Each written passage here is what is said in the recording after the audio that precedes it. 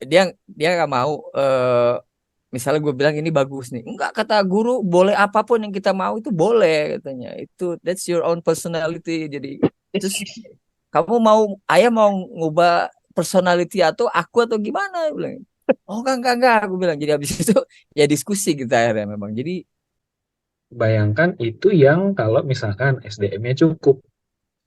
Kalau SDM-nya nggak cukup, SDM gurunya nggak cukup, eh, kita cukup tenang dengan satu guru BP misalkan gitu. Cukup tenang dengan satu wali kelas untuk segitu banyak, nggak nggak cukup. Ya kan nggak dapet juga gitu. Jadi kalau misalnya mau diajarin budi pekerti tapi si anaknya juga dablek nggak mau, minimal ya walaupun dia preman dia mau apa, tapi ada switch masih ada gitu loh. Itu masih ketolong aja.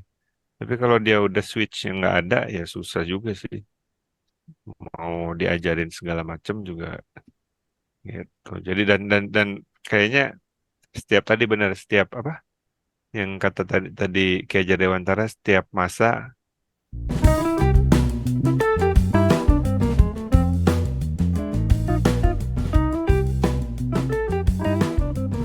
Selamat datang di channel Pos. Masih bersama Kasut di sini dan kali ini gue ditemenin oleh 3 orang kelas berat nih. Kenapa gue bilang kelas berat? Karena gimana Kasih ya? jempol bapak-bapak. Ini yang satu udah PhD tapi masih aja menuntut ilmu gitu. Ini yang dua nih calon PhD juga gitu. Tapi ya mudah-mudahan ya teman-teman di sini mau berbagi gitu ya. Sebelumnya gue mesti kenalin dulu nih kalau yang dua ini ada Dokter Faris. Dok, sehat dok? Ya, alhamdulillah sehat, Aman ya, aman ya. aman, aman. Ya, dan ada Bro Bilal, calon PhD hukum nih. Bro, gimana bro? Belanda? damang, alhamdulillah. Hmm, Panas, dingin, dingin. dingin ya. mulai mulai dingin. Gugur. Oke, oke. Dan ada satu lagi, ada Hyung Reza. Hyung, Yung. apa Yuk. kabar? Annyeonghaseyo. Eh, Tapi ini bukan mau kampanye ya. Ini nah, bukan warna Oh, salah satu partai politik gitu. Maaf ya, rambut saya nggak putih soalnya. aduh, aduh, aduh, aduh, makin, makin. Aduh, aduh, aduh, aduh. Guru digugu dan ditiru. Ada banyak sih ya ungkapan yang pernah kita dengar tentang guru. Ada pahlawan tanpa tanda jasa lah dan lain sebagainya gitu ya. Dan nah ngomong-ngomong guru ini, izinkan gue dulu mengutip perkataan dari Ki Hajar Dewantara ya, karena beliau adalah Bapak Pendidikan Nasional.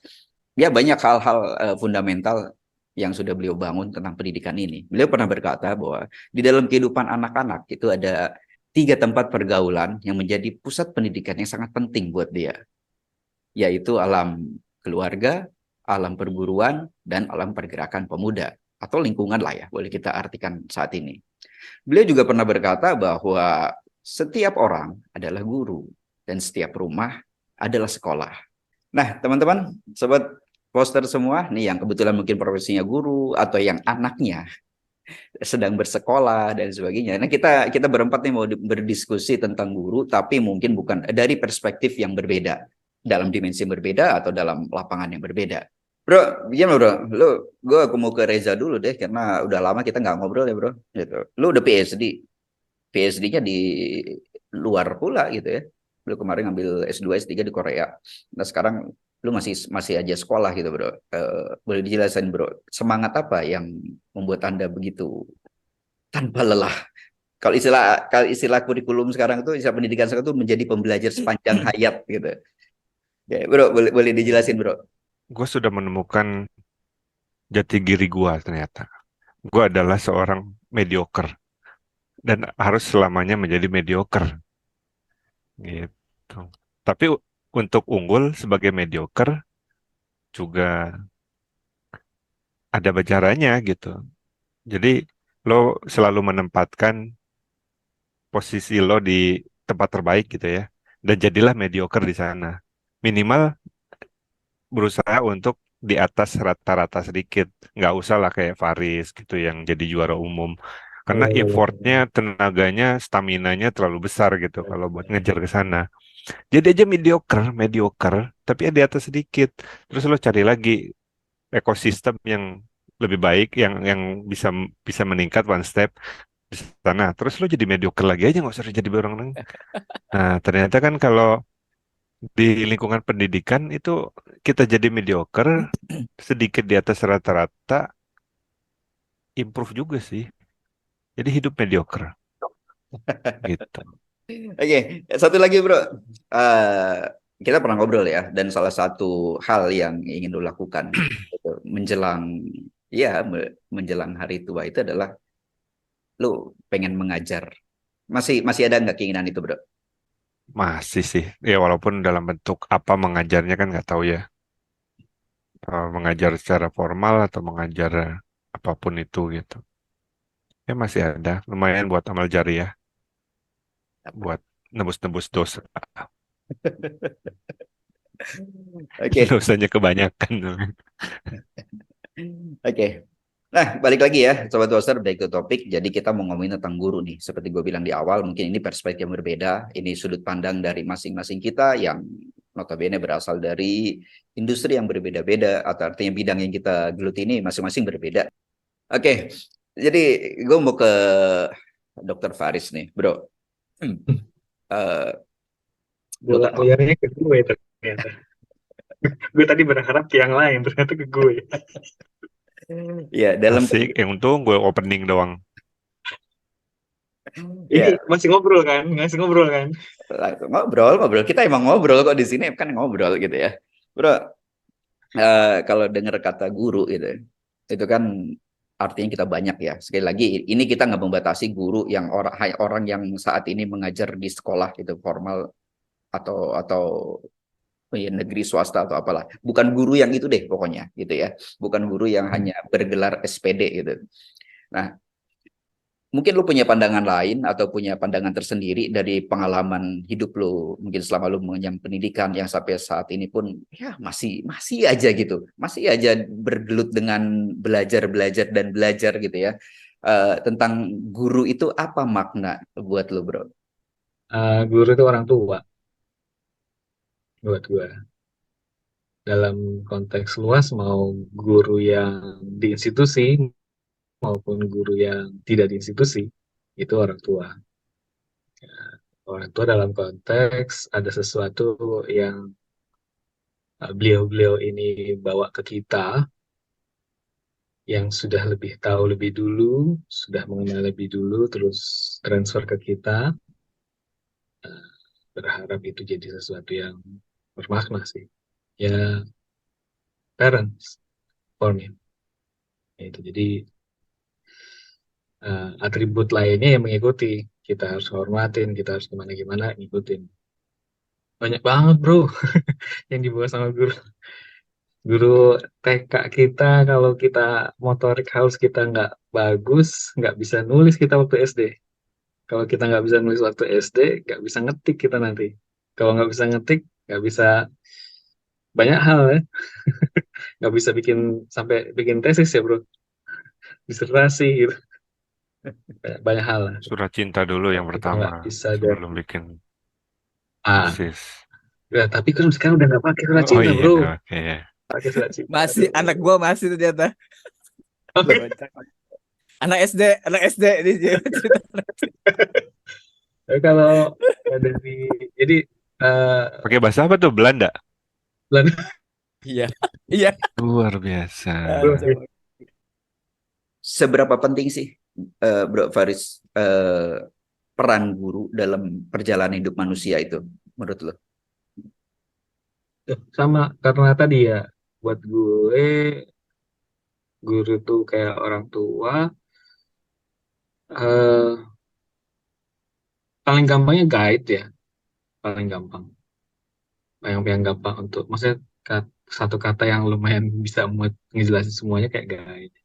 Ya tadi satu satu ilmu itu ngerunut sampai dari dulu kita nggak tahu apa-apa, jadi tetap nggak tahu apa-apa sih sekarang. Cuma dalam arti makna luas kita mulai mulai ada suatu hal yang bisa jadi sesuatu lah ya, jadi nilai manfaat dan sebagainya.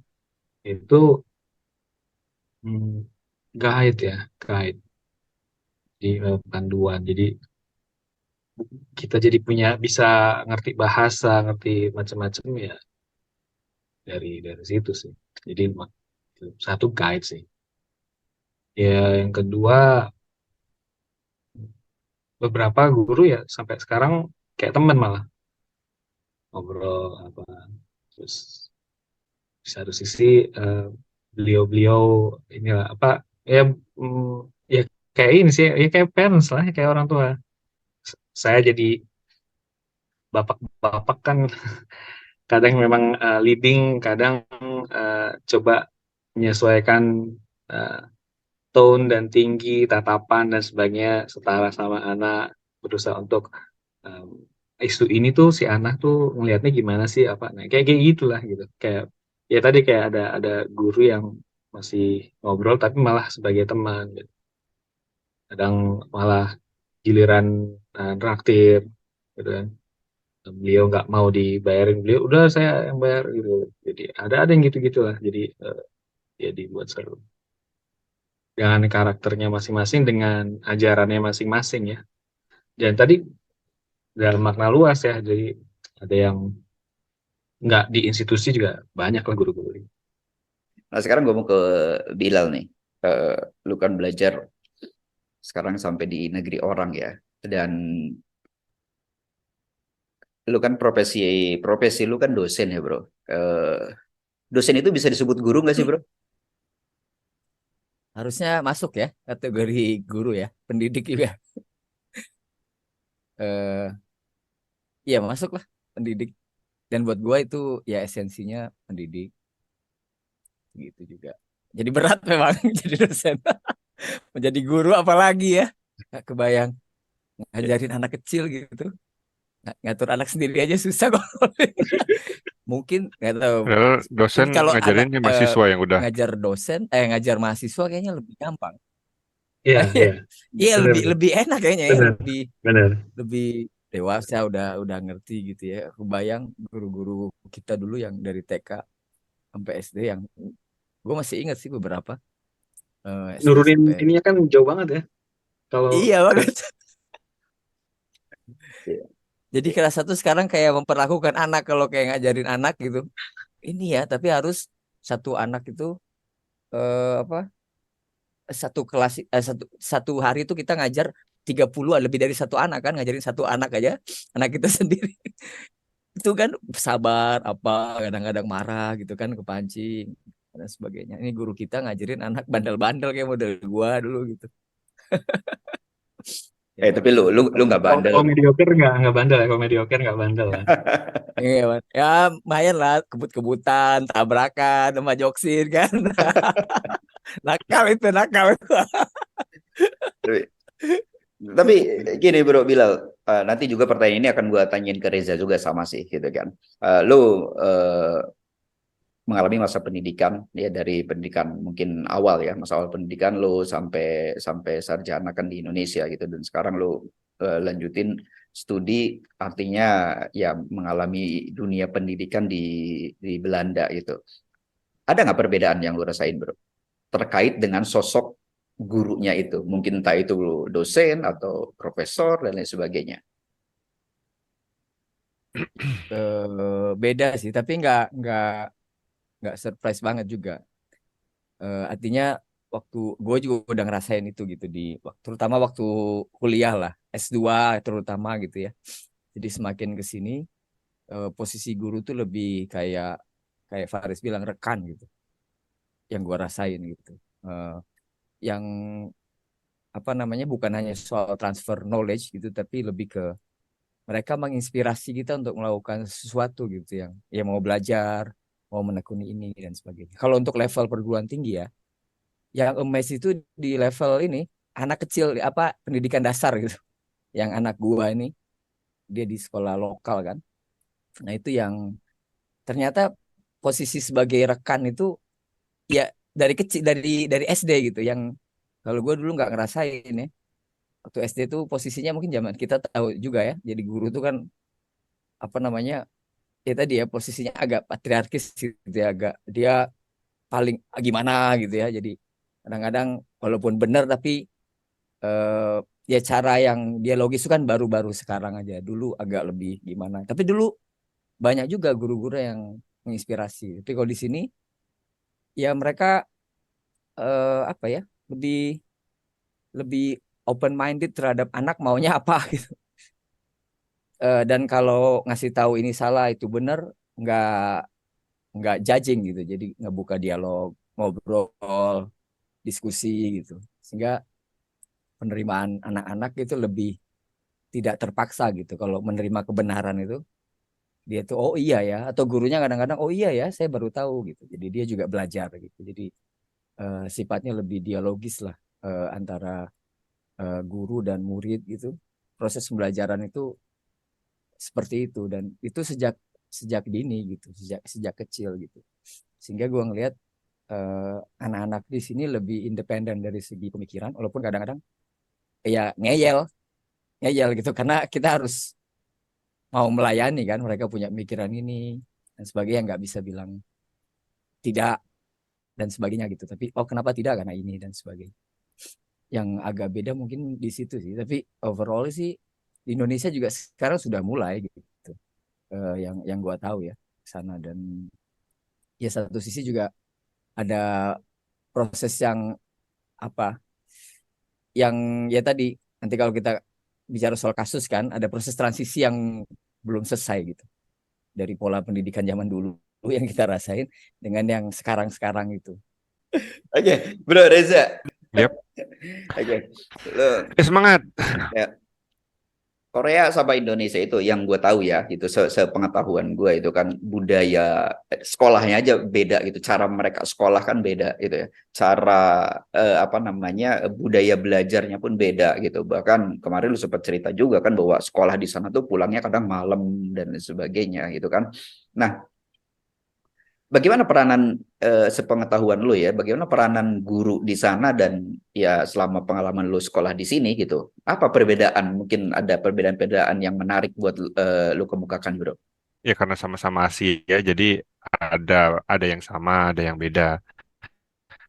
Apalagi terutama dalam hal kepatuhan sama guru deh ya, atau pada senior, karena mereka kan menganut Konfusianisme tingkat tinggi gitu. Jadi yang namanya guru atau yang dianggap guru itu adalah orang yang bisa dibilang didewakan gitu. Bahkan harus, ya tadi seperti kata Bro Faris, ya kayak orang tua, emang jadikan orang tua.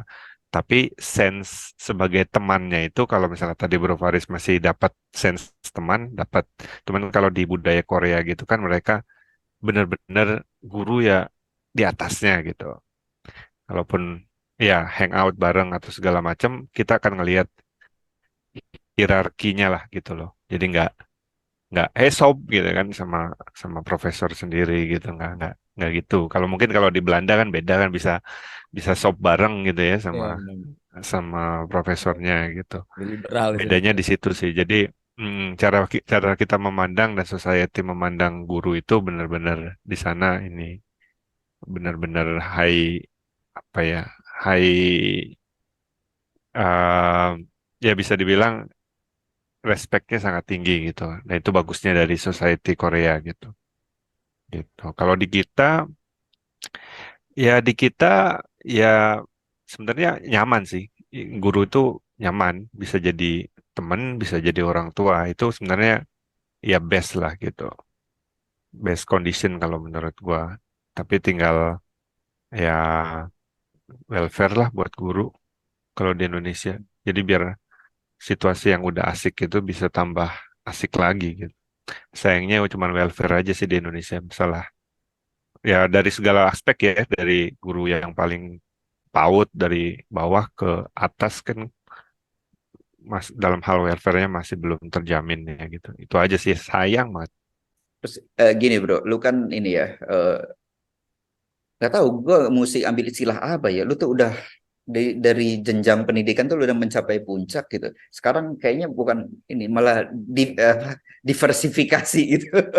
Jadi melebarkan batasan. Gue murahan. Pokoknya apa aja gue ambil gitu. Apa aja deh. Itu adalah seorang mediocre jarang melewatkan suatu kesempatan. Ya kalau ada kesempatan ambil, karena nggak bakal kesempatan itu datang 2 kali. Orang nggak bakal nyari mediocre. Orang nyarinya tuh yang high demand kayak Dokter Faris gitu kan yang Nah, eh, apa dari Bilal gitu. Kalau yang mediocre biasanya kita yang nawarin diri gitu. Nah, makanya jadi semuanya diambil. Oke, oke. Palu gada lah. Hmm. Oke, bro. Anak lu kan udah sekolah ya, gitu kan.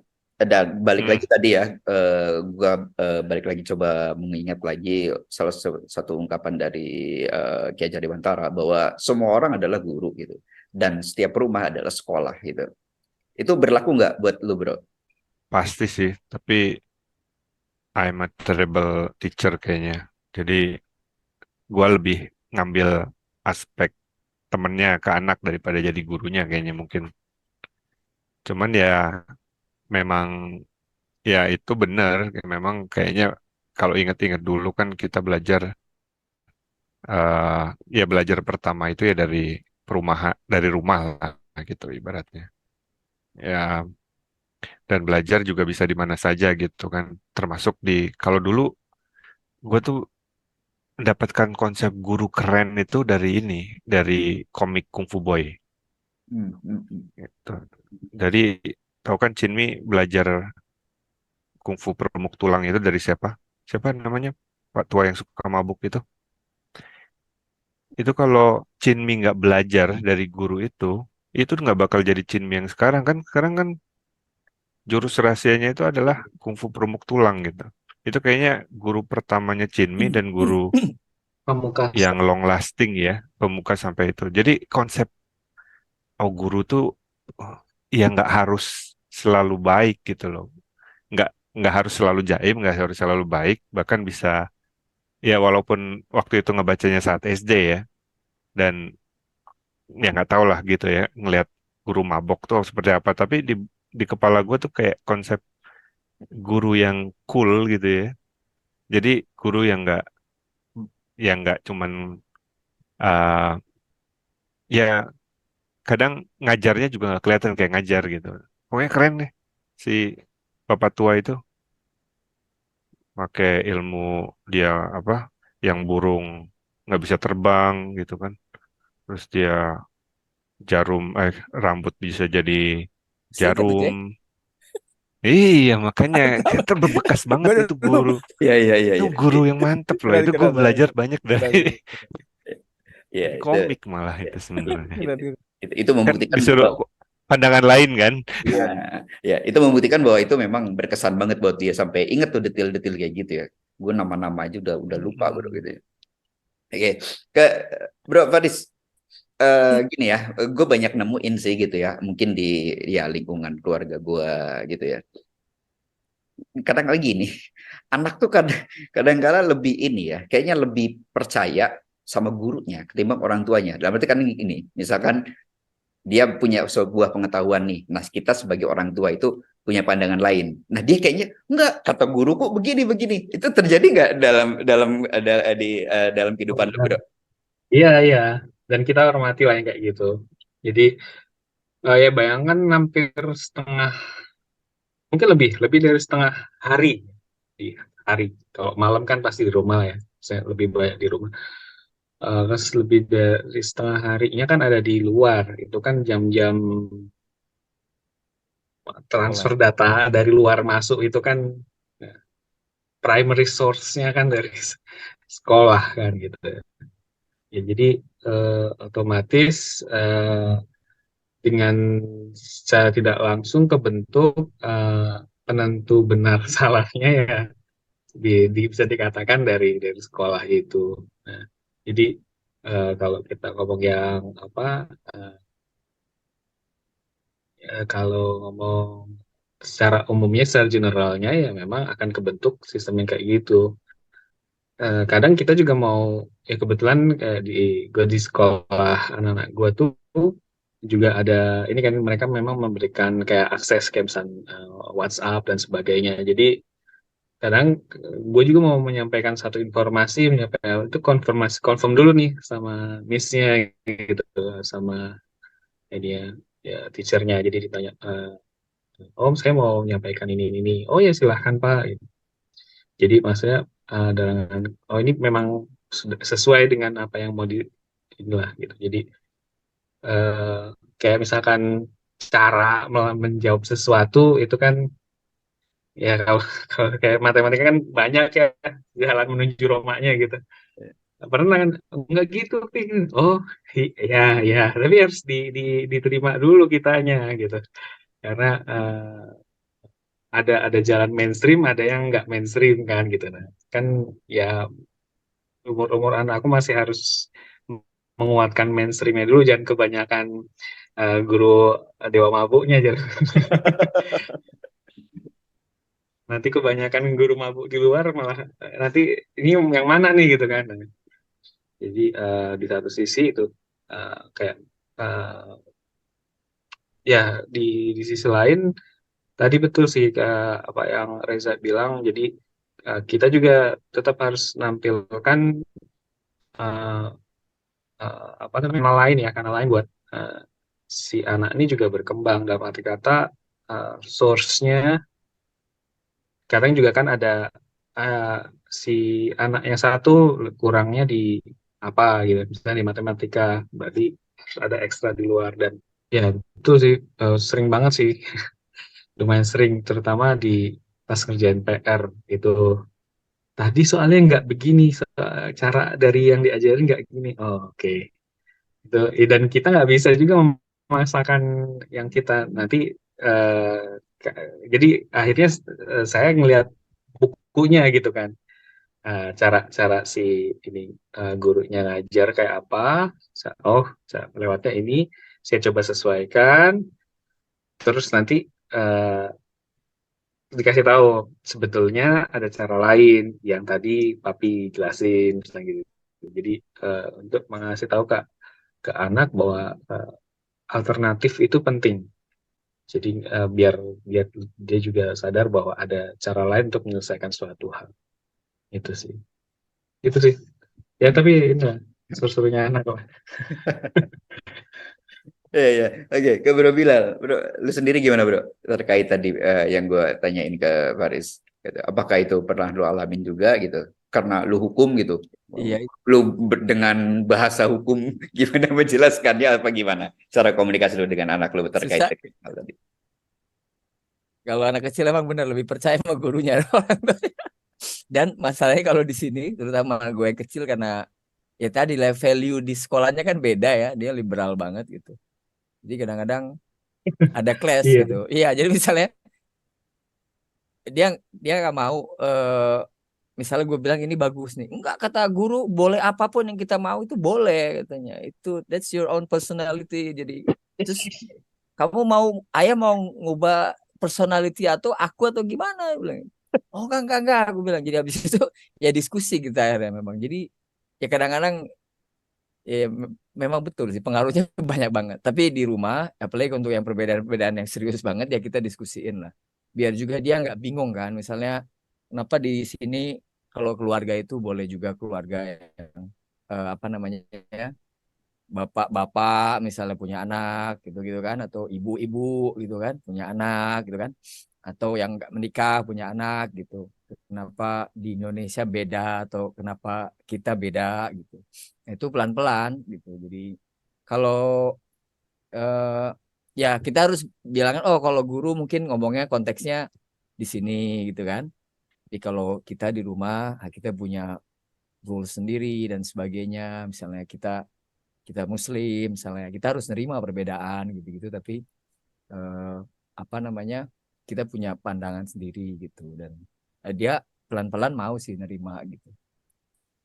Asal modelnya ya tadi pelan-pelan ya karena anak kecil kan dan dia kayaknya senang kalau diperlakukan apa punya voice gitu. Jadi dia punya ya punya aspirasi ya terus didengar gitu. Menurut kamu gimana? Menurut saya gimana gitu. Jadi kita punya persamaan di sini mungkin punya perbedaan di sini sama juga di keluarga kita dengan di sekolah gitu perbedaan apa dia dia mulai mengerti itu gitu jadi aku ngelihat kuncinya walaupun perbedaan dari segi apa value di sini Tapi memang akhirnya bisa lebih open minded si anak, dan dia nggak takut mengutarakan pikiran dia gitu, walaupun apa namanya itu berbeda dengan pandangan gua gitu ya atau istri keluarga gitu, tapi dia coba kemukakan itu gitu. Nanti dia juga coba lihat apa namanya pandangan kita. Nah, di situ ada proses dialog lah gitu, yang nggak harus blaming siapa yang salah atau siapa yang benar gitu sebagainya. Jadi dia enak banget sih kalau didengar itu, kayaknya oh iya ya. Dan kadang-kadang aku belajar sesuatu juga sih dari anak kecil itu. Jadi emang dia juga kadang-kadang jadi guru, kayak ayah kayaknya kamu harus lebih banyak dengerin aku deh, dia bilang. Kan nggak bisa kan, kan aku yang jalanin gitu. Oh iya juga ya, mikir-mikir ya, iya juga ya. Gitu. Jadi ya akhirnya benar juga ya, kadang-kadang kita belajar itu dari siapa, nggak usah ngelihat dari siapa gitu, tapi apa kontennya. Benar juga, kadang anak anak kecil tuh mungkin entah dia belajar tahu dari mana, kontennya benar gitu. Dan oh iya juga ya, kadang-kadang ngontrol soal kemarahan gitu kan, kadang kita kan nggak, jangan marah, kita kadang marah gitu ya. Jadi dia ngingetin gitu kan. Nah itu terjadi sih. Dan ya mungkin pengaruh sekolah juga, pengaruh pendidikan di keluarga juga gitu. Ya mungkin tadi menarik ya statementnya yang bilang bahwa ya kadang-kala kita juga belajar dari orang lain, even itu anak-anak kita sendiri gitu atau anak-anak lain lah gitu ya. Dan itu tadi mungkin kalau kita kaitkan memang ya sampai saat ini sih gue sangat takjub ya dengan pemikiran-pemikiran Ki Hajar Dewantara yang tadi mungkin itulah mungkin yang beliau salah satu yang beliau maksud dengan setiap orang adalah guru gitu. Jangan-jangan kalian tuh guru gitu. Karena guru yang dituntut saat ini tuh ya seperti ya tadilah pandangan-pandangan lebih terbuka gitu kan, nggak yang bahwa harus ngajarin bla bla bla ya silahkan tulis bla bla bla.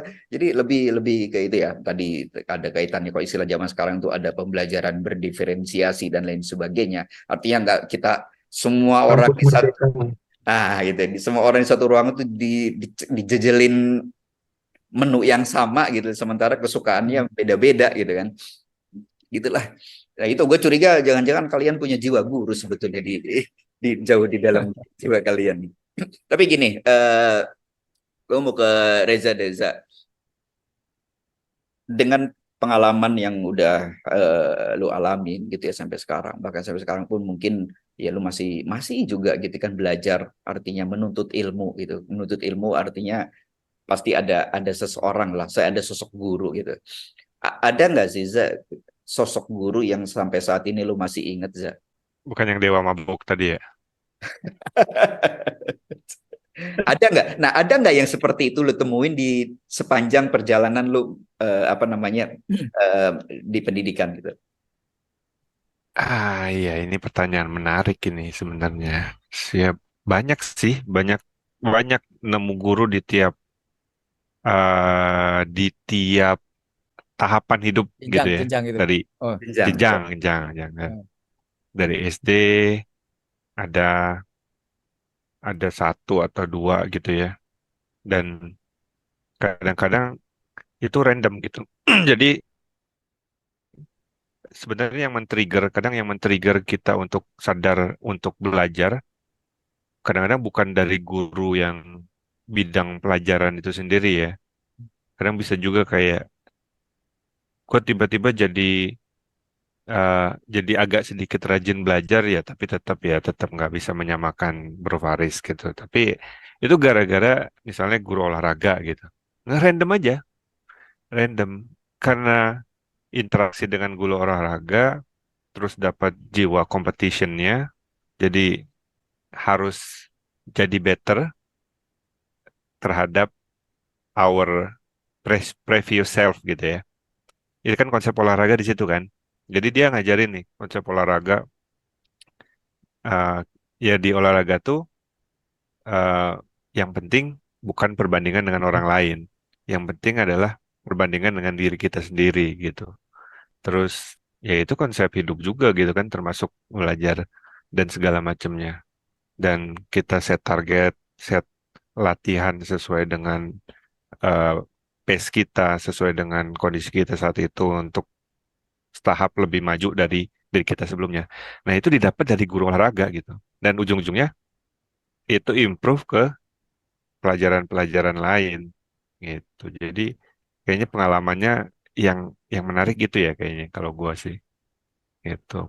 Model-model gitu. Kayak kalau guru yang Dewa Mabok ada,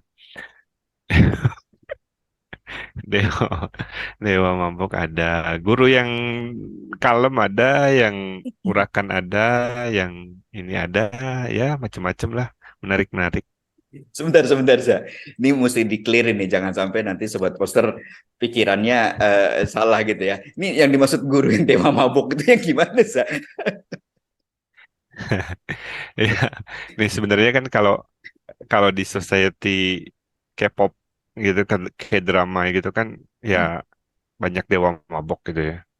Tapi maksudnya mentor-mentor bisnis, mentor-mentor di kantor, mentor-mentor di apa gitu kan, banyak banyak yang kita belajar juga dari dia, tapi tanpa kita melihat uh, yang dia tampilkan itu seperti apa gitu. Mabuk, Gitu. Jadi di mabuk-mabukan gitu. Apa gimana? Mabuk-mabukan atau gimana itu? secara literally bisa Oke. bukan. Itu kan sesuatu yang mungkin di mindset kita atau budaya kita nggak sesuatu yang bagus ya. Dan kita kadang mencap orang yang sudah melakukan hal seperti itu yang nggak benar gitu. Nah, tapi ya balik lagi karena eh, kitab gua adalah kitab Kung Fu Boy gitu ya. Ternyata gue bisa belajar nih dari orang yang dari tampilannya itu dewa mabuk atau secara literal atau bukan, tapi ternyata itu bisa kita pelajari juga gitu dan banyak hal yang yang gue pelajari dari dia lah gitu terlepas dari apa casingnya ya casingnya kira-kira gitu sih. Sekarang gue mau ke Dokter Faris nih, bro. Dia dari gue ngikutin lu ya, gitu. Pengalaman, Jangan, jangan, jangan pengalaman. ikutin. Nggak Udah kekejar juga kali. pokoknya Nggak sorry. kekejar juga Ngikutin kali. dia akan kekejar Stalking lo. stalking alah stalking nih. Oke. Nggak stalking. Satu kata, ini gue tulus ya, bener-bener dari apa dari dalam diri gue gitu. Lu tuh tangguh, bro. Gitu. Waduh, Gitu. Pejantan. bercanda. Oh, Pejantan kalau itu tangguh ya, kalau itu maksudnya. ya, kalau itu ya. Ya, itu salah satu apa namanya persepsi gue terhadap lu gitu. Itu ada pengaruhnya nggak dari mungkin lu terinspirasi atau apa dari sosok sosok apa namanya yang lu anggap sebagai guru? Boleh diceritain, bro. Di-share lah pengalamannya. Oh, kalau, aduh, kalau urusan tough tuh apa? Kayaknya bukan gue di contoh yang baik, bukan gue. Padahal tadi gue udah nyiapinnya yang apa guru dewa mabuk nih malah ditanya ini yang tangguh ini. Aduh. Udah tadi yang mabuk-mabukan udah. Ya, ya yang jelas kalau ngomongin tough sih ini ya apa? Yang jelas the first itu ya almarhum bokap ya gitu. Eh dari kayak misalkan eh ini serius ya agak serius sedikit serius sedikit. Serius aja nggak apa-apa. Ntar gue bercandain, tenang aja. Iya kayak ya, dulu kan ya hidup dalam kondisi yang tidak begitu berkecukupan lah gitu. Itu terutama bokap itu yang sangat tidak eh, sangat tidak mengajarkan tentang apa jangan jadi orang anak gengsian gitu. Kita bisa aja nggak punya sesuatu, tapi kita bisa. Jadi misal, gue dulu kan eh, nggak kebayang punya gitar bro, gitu kan. Tapi eh, gimana caranya gue bisa main gitar? Misalkan kayak gitu lah. Ya. Dulu, aduh, untuk beli motor agak susah ya. Tapi gimana caranya bisa naik motor, bisa mengendarainya, bukan cuma naik, tapi mengendarainya gitu. Kayak semacam itu. Eh, jadi eh, pada suatu saat gue ada dibutuhin bisa ada yang harus bisa bawain motor ya gue bisa gitu, nggak harus gue punya gitu. Jadi mungkin dari kayak gitu ya. Terus juga nggak tahu kenapa gue tuh kayaknya dari SD SD pertengahan SD kelas 3 apa kelas 4 gitu sampai kuliah, entah kenapa tempat tinggal gua ya, kalau yang waktu di SD sampai SMA as you know di Babakan rumah gitu ya, sampai ini gua S1 terus ambil spesialis itu, baik apa tuh kontrakan maupun sampai rumah gitu itu selalu jauh bro. SD at that time ya untuk ukuran itu kan di Babakan ya. Ya, Itu kan gua kan rumah di agak ke Kudu Keras gitu lah. ya, ya, Ya ya, intinya bukan waktu tempuh untuk ya, jalan lah. betul, Ya. betul. SMP malah lebih agak jauhan lagi. Ya, itu waktu tempuh sepeda lah. Itu udah dan lumayan itu. SMA you know lah gitu kan. Ini kalau ngomongin SMA ngomongin jarak tempuh, aduh ini ada beberapa teman yang di luar kita ini yang pernah gua mungkin dulu belum kenal istilah prank ya, pernah gua prank ya, termasuk Harin sang ketua alumni. Itu pernah gua prank sampai akhirnya baru nyampe rumah di Babakan tuh jam 1:30 pagi. Itu ada ceritanya mungkin nanti sesi lain lah ya. Ya, Nah ya. itu waktu S1 gue tinggal di Depok, sekolah kan di Salemba tuh kan tiap hari. Dan kalau udah rumah pas yang lagi di rumah sakit itu udah jaga-jaga rumah sakit koas itu kan juga lumayan ya. Terus pas ambil spesialis lebih ya maksudnya ini lagi gua di daerah Ciganjur, kuliah di masih Salemba sama RSCM kan gitu kan, lumayan lah lumayan jadi gitu. Dan dulu almarhum uh, bokap itu bilang, uh, kalau kamu nggak apa namanya nggak memanfaatkan waktu, teman-teman itu pulang sudah 5-10 menit udah nyampe, kamu masih nungguin bis pabrik jalan kan belum. Kalau jalan saat di perjalanan yang lain udah makan, yang lain udah main, sampai di rumah yang lain mungkin udah siap-siap tidur atau malah udah mengulang yang dipelajari atau nambah gitu. Gue baru baru baru aja mau mandi mau apa segala macam gitu kan, baru abis itu belajar. Nah jadi di situ sih yang gimana caranya manfaatin waktu itu sih. Jadi eh, lumayan lumayan ini sih kalau maksudnya dari terutama dari para bokap sih ya, yang lumayan eh, buat gua untuk ngedrive untuk fight ya. Dan itu pun nyampe rumah kadang kan, misalnya di rumah ada tamu, gue harus ini dulu, ini tamu dulu apa segala macam, nyiapin minum buat tamu apa. Jadi nggak langsung, misalnya ada PR langsung ngerjain juga nggak juga gitu. Jadi gimana cara bisa itulah gitu. Itu sih paling ya Tangguh itu yang bener. ah, Tangguh itu. Tangguh itu. Iya, tangguh. Benar kan Tangguh ya kan? kesimpulan gua kan gitu. Itu. Tangguh. Dulu tuh kalau gua tuh ngerasa kayak dulu pernah gua apa sekolah di Cirebon, tapi berangkat dari Karangampel itu aja udah jauh, kan. apalagi dari Babakan ya. Ini stres banget Udah, tuh. iya udah Tapi jauh ya. ya mungkin next session ya, atau ada session lain, atau kapan kita ketemuan gue ceritain yang aduh gue ngerjain Harin dan teman-teman, aduh itu. Ya, ya, ya.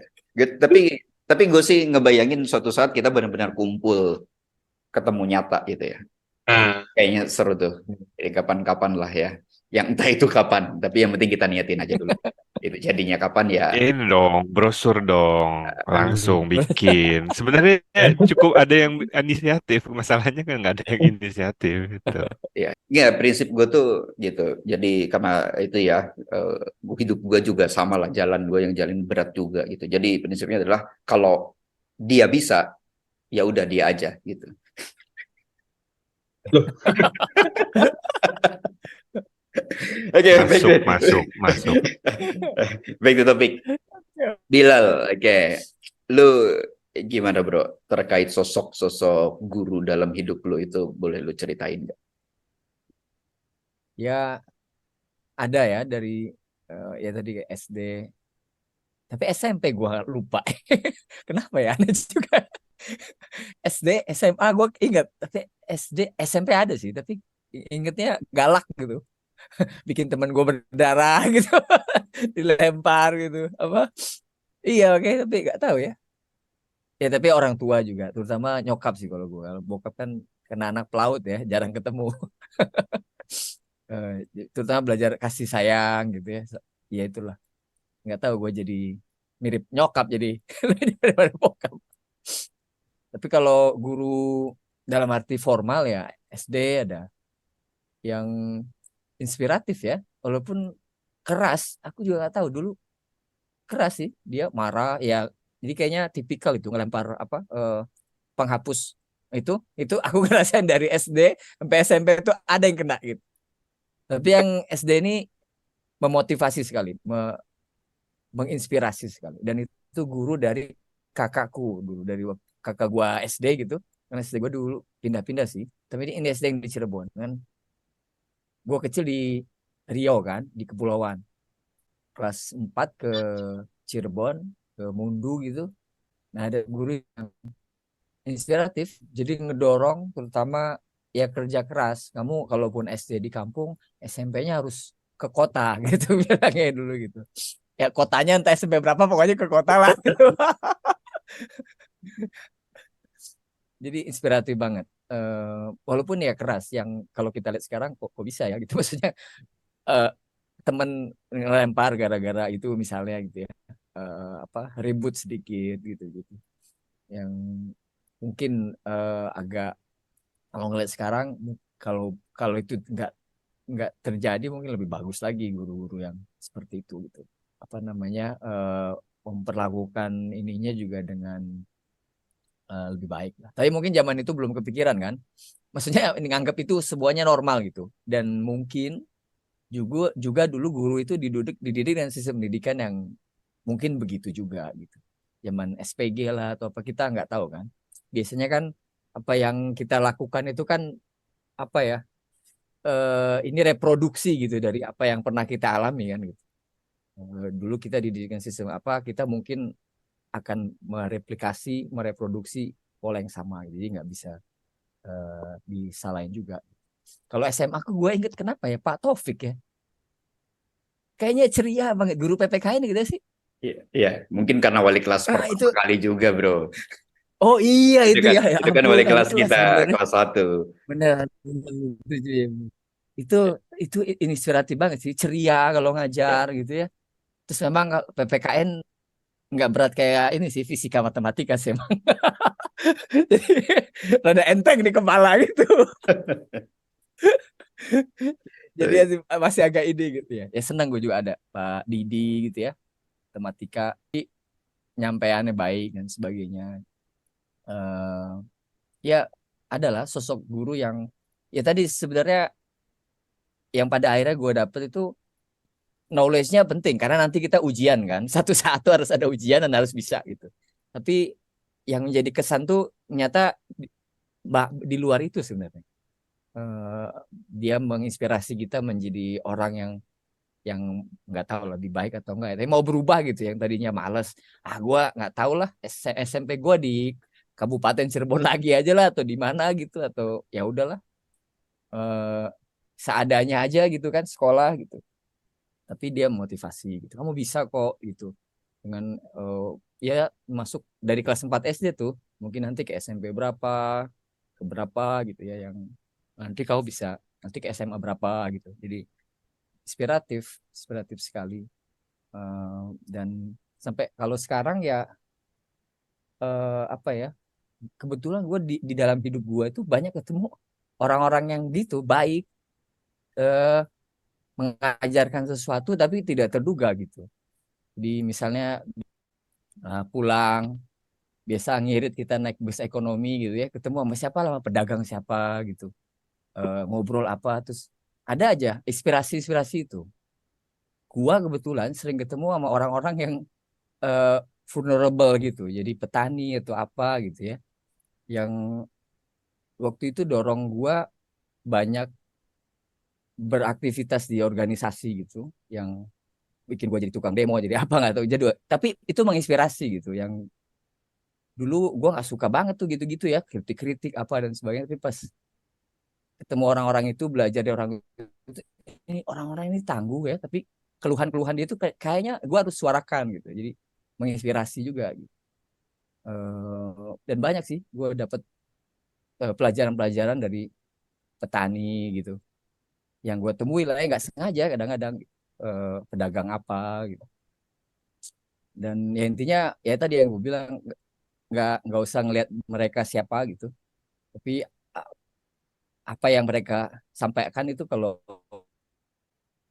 pas, berguna gitu ya, dan terus aja itu layak lah kita sematkan itu kepada siapapun tuh, itu guru kita gitu.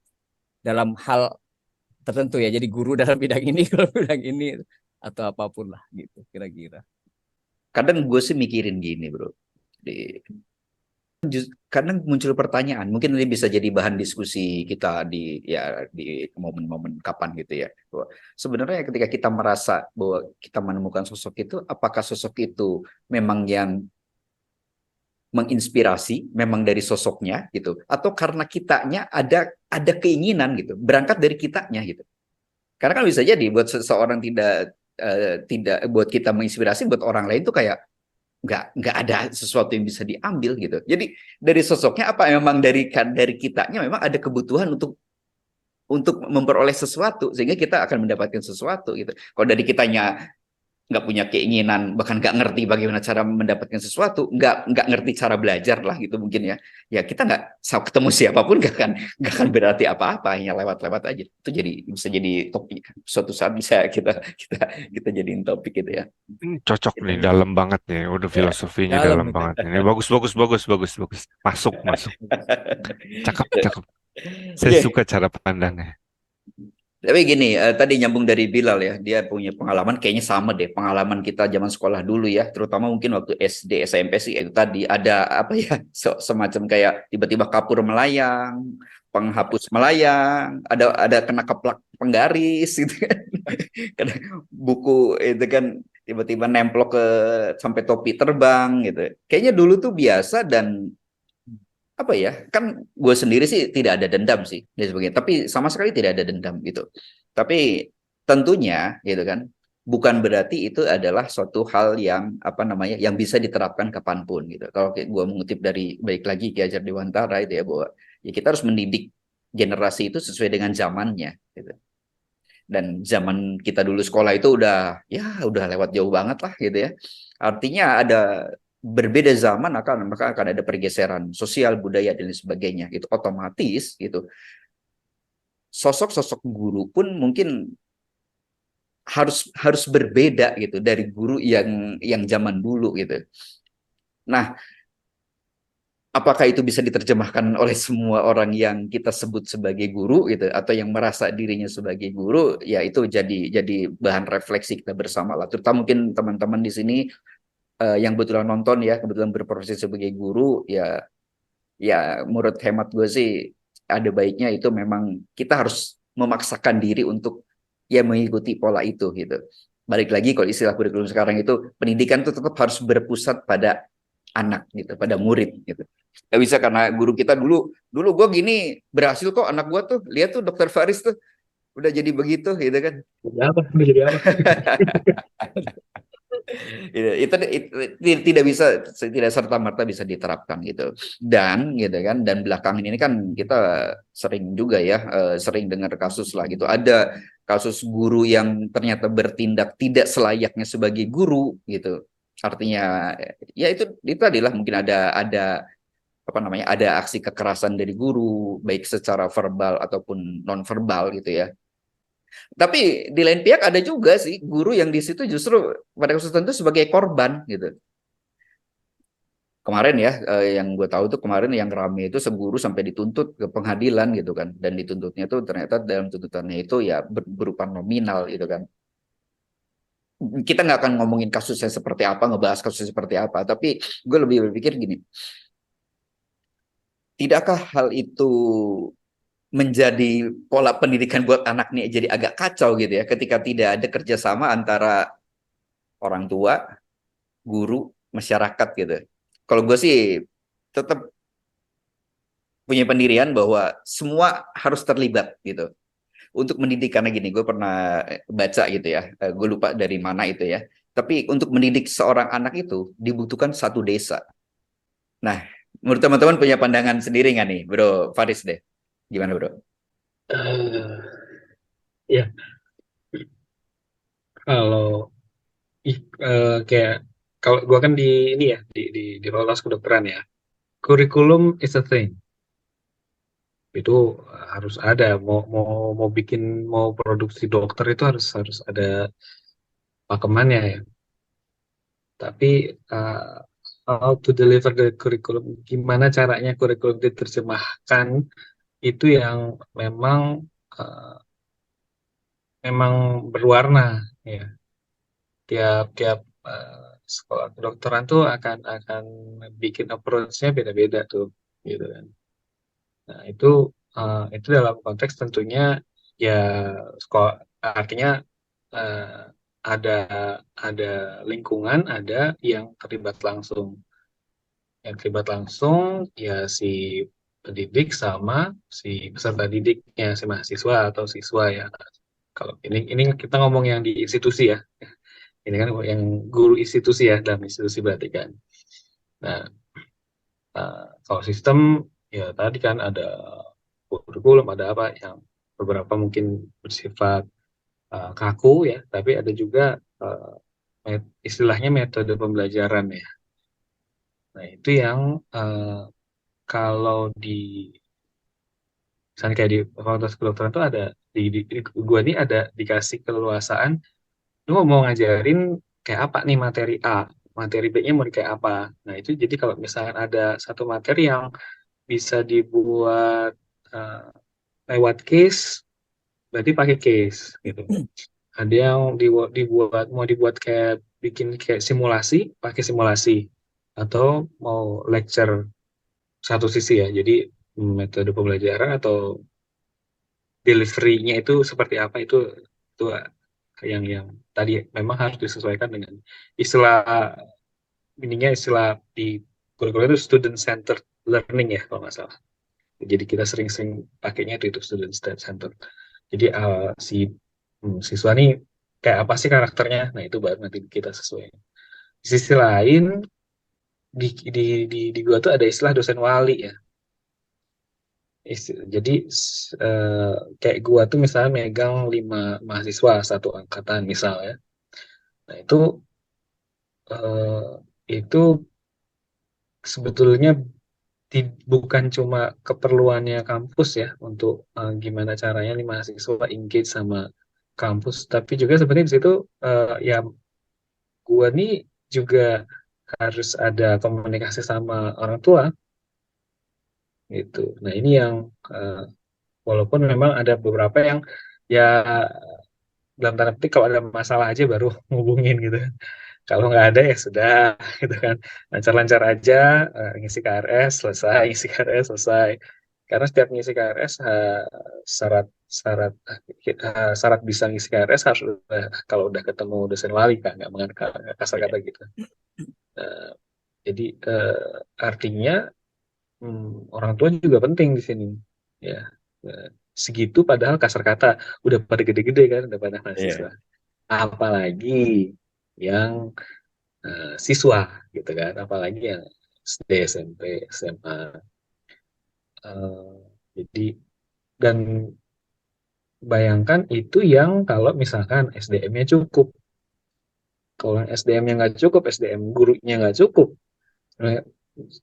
eh, kita cukup tenang dengan satu guru BP misalkan gitu. Cukup tenang dengan satu wali kelas untuk segitu banyak, nggak cukup. Jadi ya PR di pendidikan kita baik yang dasar maupun tinggi banyak ya gitu. Salah satunya tadi kecukupan SDM. Eh, dan paling besar perannya juga tadi yang udah Reza sampaikan sih, kesejahteraan ya, itu juga kalau salah satu itu juga sudah terbenahi, kelihatannya juga dari sisi provider ya, guru sebagai provider dari itu juga kelihatannya akan layanan juga akan lebih baik. Bukan berarti materialistis, tentunya ini beda ya. Bukan bicara materialistis, tapi kita bicara bahwa kesejahteraan itu juga, kesejahteraan guru juga atau kesejahteraan dosen juga itu penting. Dan kesejahteraan juga ada beberapa, ini materi panjang lagi ya. Kesejahteraan kan tidak hanya kesejahteraan fisik ya, maksudnya kesejahteraan materi, tapi ada kesejahteraan lainnya. Jadi kayak jenjang karir itu pun kan kesejahteraan. Banyak faktor ya, ya untuk bisa deliver satu materi, suatu pelajaran ke anak gitu ya. Dan ka- eh, satu hal lagi sih, mungkin untuk beberapa kalangan akan melihat satu hal ini terlalu apa ya, istilahnya dogma ya, terlalu dogma ya. Tapi di sisi lain nggak tahu, buat gua sih kayak ilmu-ilmu kayak budi pekerti dan sebagainya itulah, itu sebetulnya kayak apa, ada ini malah apa, kayak tiap awal tahun atau tiap masuk sekolah juga ada apa, penataran P4 dan sebagainya ya. Ya, Iya, ya, iya. awal Gitu. masuk Itu sekolah, dari betul. Ya, ya, setiap kali awal ini masuk kan kita dapat buat, menurut gua sih itu ngebentuk. Nah, tapi selain itu sebenarnya ada nilai-nilai dia sebagai bagian dari masyarakat sebetulnya kalau menurut gua ya. Masyarakat secara luas ya, masyarakat sekolah, masyarakat di rumahnya dan sebagainya. Jadi gimana kita ke tetangga, gimana kita ke guru dan sebagainya, eh, lumayan tuh ada disebut-sebut di kayak di 36 butir Ya, 36 Pancasila itu Butir kan. Pancasila ya. Ini ketahuan Ada ya, ketahuan suka ikut LCTP 4 ini. kayak yang gitu-gitu tuh, menurut gue sih value yang lumayan distinction loh, lumayan distinct loh itu, kayak itu kalau istilah anak sekarang itu gue banget ya, kita banget lah, orang Indonesia banget lah. Ya, Jadi eh, cuman ya mungkin untuk beberapa kalangan mungkin menganggap itu lebih ke dogmatis ya. Jadi eh, tapi dalam konteks lain sebetulnya ada juga, perlu juga sih penanaman eh, tadi ya apa, karakter atau akhlak secara umumnya gitu. Untuk melihat suatu masalah nggak bisa dilihat ini, sorry to say, gurunya yang salah atau anaknya yang salah atau gimana ya, tapi jadi eh, dikembalikan ke value gitu, jadi nanti bisa lebih wise sih kita melihat sesuatu. Mungkin itu sih ya kalau kalau gue ya. ya, ya, oke, oke. Thank you, Dok. Oke, Bro Reza. Nih, dari pengalaman Anda nih ya, sampai berguru Jangan yang berat-berat ya kayak didik Bro orang. Faris tadi. Nah, Tadi gue nggak tahu tuh kalau ditanya gitu jawabnya apa gitu. enggak. Gue ya, enggak akan sama kayak Faris. Ini lebih berat, tenang aja. Iya beda jangan. Itu lebih Lah berat, lah lebih berat. Itu lebih lah berat. lah lah lah lah Reza dulu. lah. Gini, Bro. Kurikulumnya itu Dewa Mabu itu susah banget Ya, itu. aku Gini, Kan enggak. sekolah soalnya itu. Enggak gini. Eh, seberapa penting sih budi pekerti dalam hal kaitannya gitu ya, kaitannya hubungan antara murid dengan guru, lalu dengan dan ada kehadiran orang tua di situ, nggak bisa dipisahin kan. Gue sih berkeyakinan nggak bisa pendidikan itu hanya guru sama murid selesai gitu, orang tua juga bagian yang tidak boleh dipisahkan gitu dari situ. Seberapa penting sih peran ada budi pekerti tadi yang disebutin oleh Dokter Faris itu, Bro, selama yang apa dari pengalaman yang lo alamin? karena gue juga budi pekertinya kurang bagus sih gimana ya. bagus loh. Jadi lu nggak ada akhlak Iya, gitu. nggak ada akhlak gue ya. Makanya susah jadinya gimana ya budi pekerti. Minus. Ya, ya, ya. Nggak minus gitu. Tadi gue pengen konsistensi udah ada Dewa Mabok tadi ya. Hmm. Jadi kalau sebenarnya budi pekerti itu memang memang penting gitu ya, memang penting. Tapi bagaimana kita memaknai kalau gue ya, dan setelah belajar dari Dewa Mabok, connecting the dots dan segala macam, ya memaknai kita peran kita sebagai ya khalifah di muka bumi es kayak atau manusia Kan ini manusia jauh lebih gitu. berat Peran lagi kita nih. sebagai manusia itu Itu buat lebih apa berat gitu lagi. ya. Ya, jadi kan itu kan sebenarnya Dewa Mabuk itu topeng. Apapun bentuknya yang kayak gitu topeng. Tapi kan eh, budi pekerti itu nanti terefleksi dari apakah kita itu bermanfaat untuk manusia sekitar kita apa enggak gitu ya. Atau malah membuat mudorot. Sebenarnya itu kan budi pekerti ya. Kalau ngomongin budi pekerti maksudnya itu. Ya kalau dari sana ya pasti eh, adalah benang merahnya antara peran orang tua dan termasuk lingkungannya gitu untuk membentuk seseorang supaya mempunyai budi pekerti yang tadi gitu loh. Karena itu kan terlepas dari sekedar kita ngajarin agama aja. Eh, ya agama oke gitu. Cuman kadang-kadang orang agamanya kuat atau ibadahnya kuat gitu, tapi dia masih buang sampah sembarangan kan kayaknya nggak gimana gitu ya.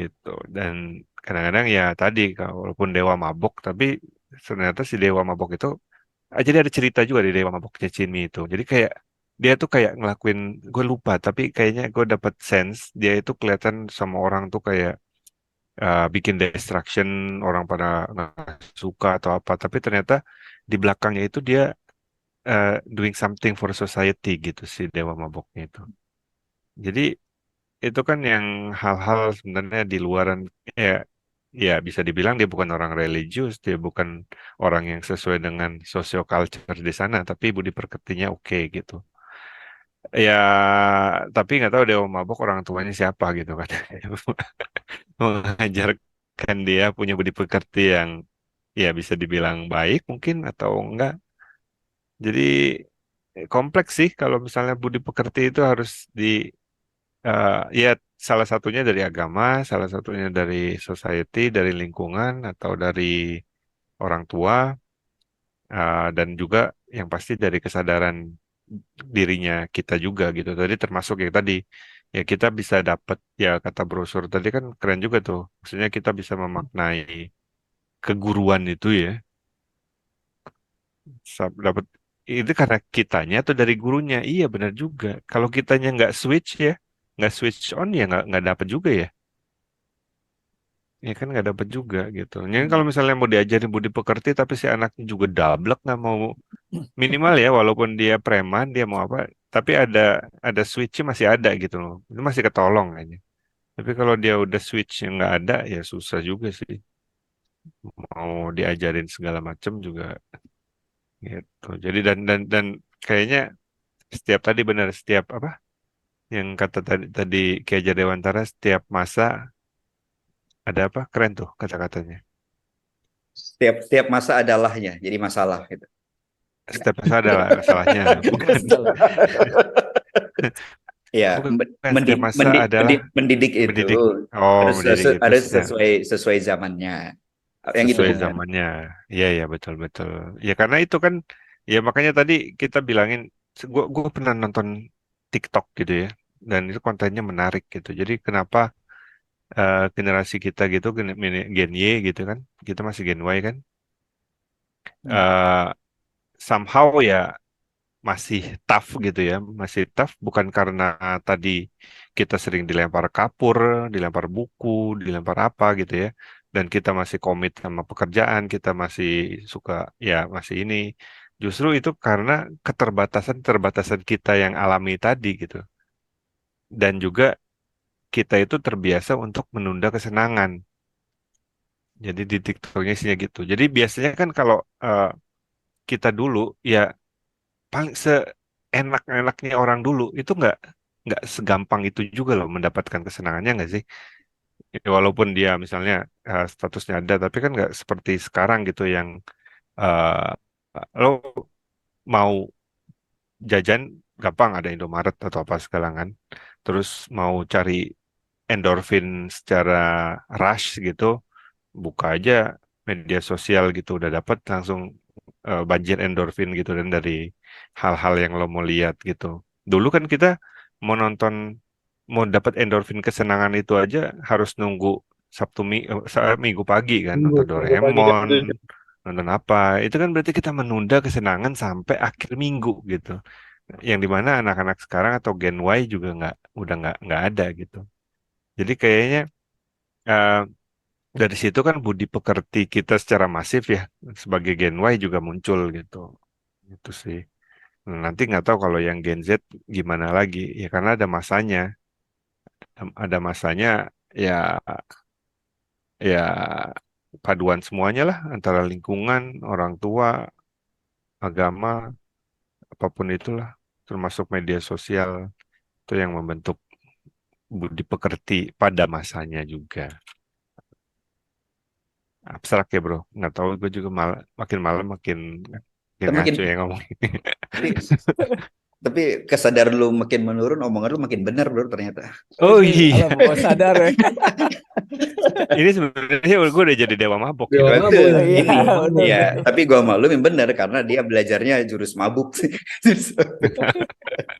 Bilal, kalau kalau gue mau nanya gini bro, tadi ya, tadi gue sempat ngomong ya tentang ada kasus itu ya, antara kasus-kasus yang melibatkan guru sebagai subjek maupun guru sebagai objek lah gitu ya. Di situ ada siswa, ada orang tua, ada masyarakat juga, bahkan ada lembaga peradilan juga itu. Lu sebagai orang yang ngerti hukum bro, gimana sih sebaiknya? Ini gue bilang sebaiknya ya, tidak harus sebenarnya gitu. Gimana sih sebaiknya menyelesaikan hal-hal yang seperti ini bro? Apakah nggak bisa? Kan ada regulasi, ya boleh atau apa sih yang harus dilakukan sebenarnya? Karena kan balik lagi nih, ini kaitannya dengan anak gitu.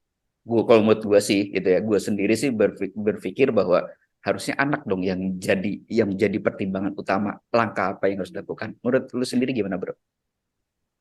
Ya, jadi gue setuju juga.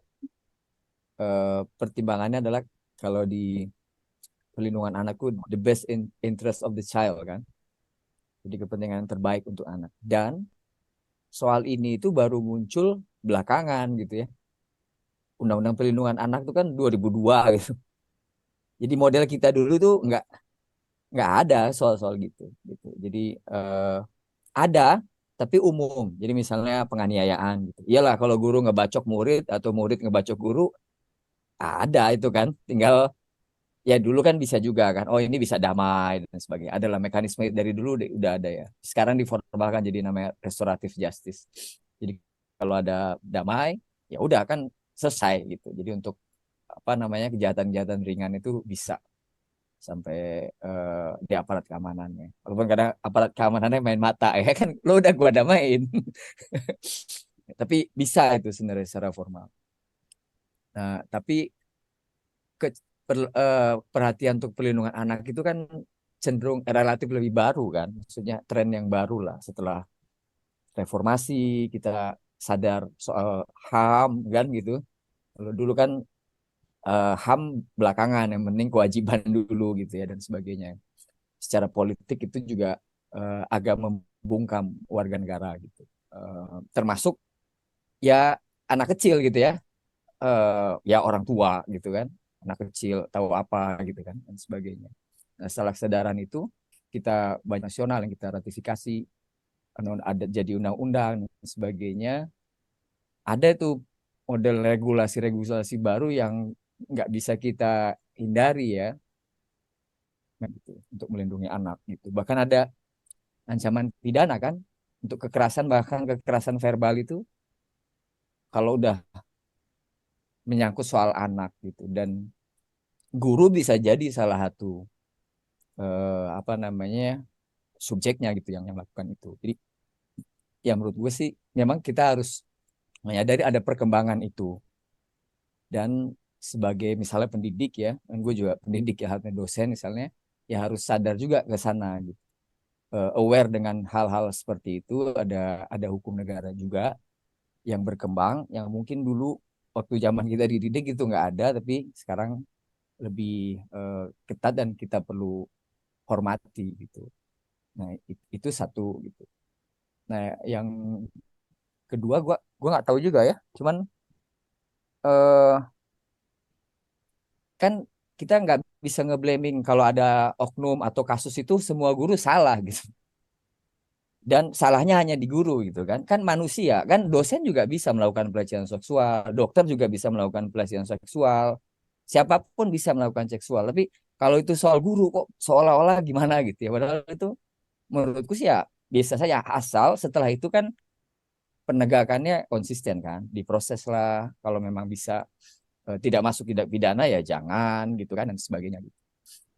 Tapi kadang-kadang memang ya gue nggak tahu ya soal di hukum kita kan agak ribet juga ya. Kalau pidana itu kan biasanya agak apa ultimum remedium mereka sebut. Jadi jalan terakhir lah. Kalau jalan lainnya tuh enggak.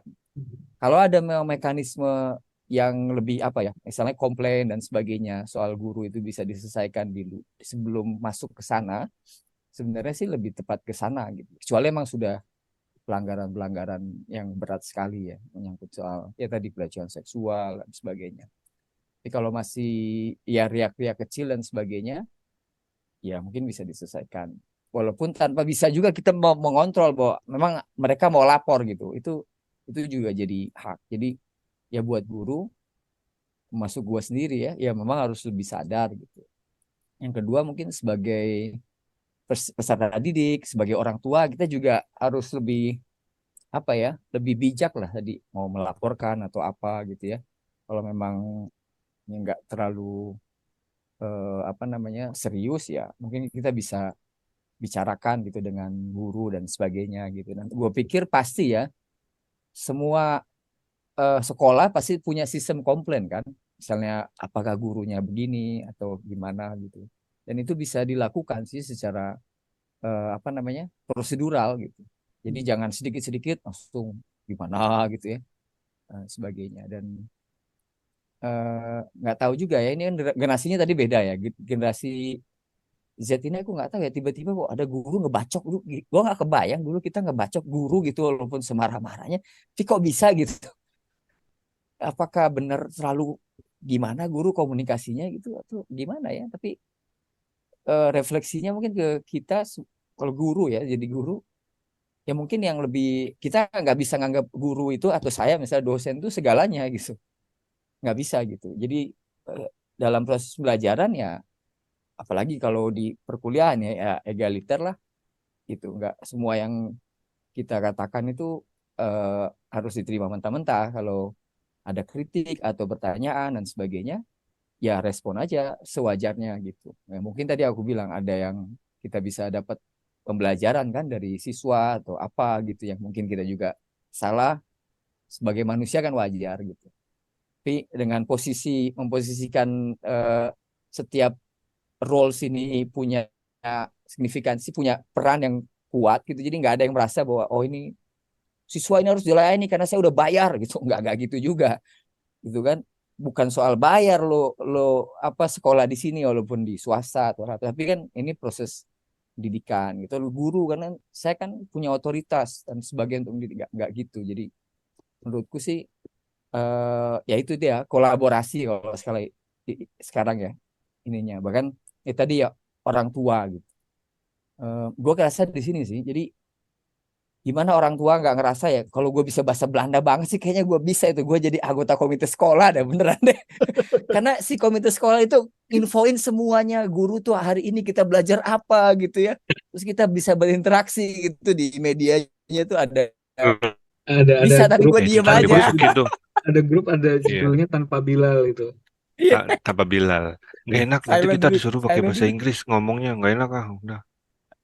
jadi kalau bahasa Inggris kalau gue ngomong doang jadi kacau banget tapi kolaboratif banget dan ya gua nggak tahu sih kalau di sini kan banyaknya negeri ya sekolahnya public public school gitu jadi orang tua kita butuh dong kardus kardus sepatu gitu siapa yang punya gitu atau kita kurang nih sendok ya, jadi benar-benar sekolah itu kayak bukan kita nyerahin ini semua ke ini gitu ke mereka jadi kita juga sama-sama gitu menjaga anak kita di sekolah ada guru di rumah ada orang tua dan mereka kita tahu apa yang dilakukan di sekolah gitu dan sebagainya dan ya kadang-kadang ya karena tadi ya sistem nggak tahu ya mungkin kan setiap ada kayak termnya gitu kita ketemu ngobrol anak ini sejauh mana apa lebih begitulah gitu jadi mungkin lebih punya mekanisme yang preventif gitu. Yang begitu tuh siswa di sekolah di level di bawah universitas tuh bacok-bacokan nggak terjadi gitu.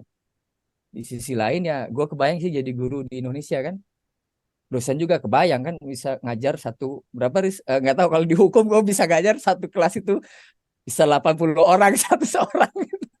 Kadang-kadang kalau kelas gede gitu. Jadi ya Oh, ampun, sama. Lebih sama banyak. aja ya. Lebih banyak gue. Lebih banyak. Lebih dari 2 kali lipat lu. Iya, makanya gak kebayang kan kita bisa ngasih eh, proses pembelajaran tuh ini gitu ya. Ya nggak harus sempurna tapi ya inilah bagus gitu. Kebayang juga dan ya tadi soal kesejahteraan kan. Ya kalau nggak jadi gaji dosen gimana? Ya, agak susah lah. Atau jadi guru gitu ya, gaji guru gitu. Agak agak susah lah kalau di Indonesia gitu. Gua kalau tadi sama-sama saling ngerti, aware ya perannya masing-masing gitu, kolaborasi, kayaknya bisa lah pelan-pelan gitu. Kita lebih baik gitu ke depannya untuk di dunia pendidikan kita. Oke, terima kasih teman-teman. Ya, akhirnya kita bisa berbicara tentang hal-hal kayak gini ya. Ya mungkin nggak pernah terbayang sebelumnya kita akan ngobrolin kalau kata Reza ini sedalam ini gitu.